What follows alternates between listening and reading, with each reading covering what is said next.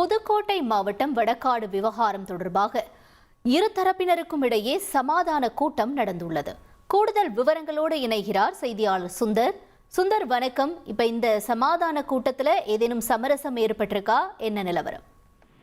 புதுக்கோட்டை மாவட்டம் வடகாடு கிராமத்தில் கடந்த சில தினங்களுக்கு முன்பு இரு தரப்பினருக்கிடையே மோதல் அதாவது இரு சமூகத்தினிடையே மோதல் ஏற்பட்டு பல்வேறு அசம்பாவித சம்பவங்கள் நடைபெற்றன. இந்த சம்பவம் தொடர்பாக கிட்டத்தட்ட 28 பேர் கைது செய்யப்பட்டுள்ளனர்.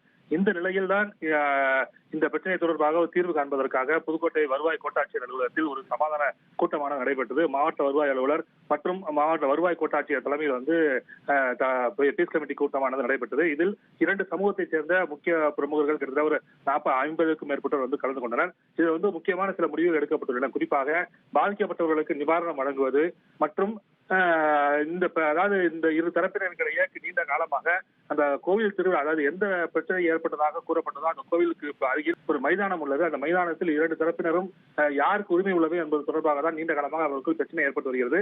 இது தொடர்பாக நீதிமன்றத்தில் வழக்கு நிலுவையில் உள்ளது. இந்த நிலையில் தான் இந்த அசம்பாவித சம்பவம் ஏற்பட்டு பீஸ் கமிட்டியானது இன்று புதுக்கோட்டை மாவட்ட வருவாய் கோட்டாட்சியில் நடைபெற்றது. இந்த கூட்டத்தில் பாதிக்கப்பட்டவர்களுக்கு நிவாரணம் அரசு வழங்க வேண்டும் மற்றும் அதாவது நீதிமன்றத்தில் வழக்கு நிலுவையில் உள்ளதால் வழக்கு முடிந்து தீர்ப்பு வரும் வரை அதாவது பிரச்சனைக்குரிய இடமான மைதானத்தை இரண்டு தரப்பினரும் பயன்படுத்தக்கூடாது என்பது உள்ளிட்ட பல முக்கியமான தீர்வுகள் எட்டப்பட்டுள்ளது.